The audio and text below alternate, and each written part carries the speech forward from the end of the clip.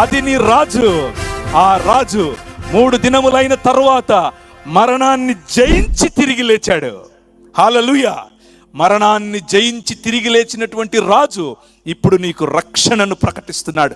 ఏంటా రక్షణ తెలుసా? నువ్వెప్పటికీ చనిపోనటువంటి జీవితం. ఈ శరీరం ఒకరోజు చచ్చిపోతుంది,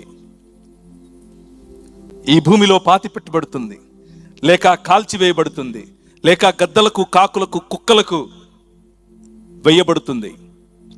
కానీ లయమైపోయినటువంటి నీ శరీరాన్ని, భూమిలో కలిసిపోయినటువంటి నీ శరీరాన్ని, గద్దలకు, కాకులకు వెళ్ళిన నీ శరీరాన్ని, అగ్నికాహుతైనటువంటి నీ శరీరాన్ని పునరుత్థానం చెందించేందుకు ఆయన రాబోతున్నాడు. పునరుత్థానం చెందించేందుకు ఆయన వస్తానని చెప్పాడు. దానికి ప్రమాణం ఏమిచ్చాడో తెలుసా? 3 దినములైన తరువాత ఆయనే తిరిగి లేచాడు. తిరిగి లేచి రా, తాకు అని అన్నాడు. ఏంటి, దయ్యం కదా నువ్వు అనుకున్నారు. దయ్యం కాదు, వచ్చి తాకు, రా, నా పక్కలో చేపెట్టు అనంటే ఒక ఆయన వచ్చి పక్కలో చేపెట్టాడు.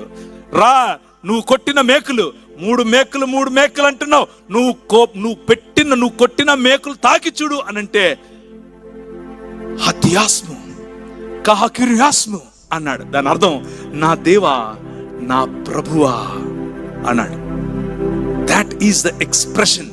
ఆ ఎక్స్ప్రెషన్ ఈ తిరిగి లేచిన నిజమైన నూతన సృష్టికి నాంది అయిన, ఈ ప్రపంచ నూతన సృష్టికి అంకురార్పణముగా వచ్చిన ప్రభు అయిన యేసు క్రీస్తు శరీరములో ఆయన నూతన సృష్టిని మొదలు పెట్టాడు. ఆ వాక్యం ఇంకెవరో కాదు, మన ప్రభు అయినటువంటి యేసు క్రీస్తు.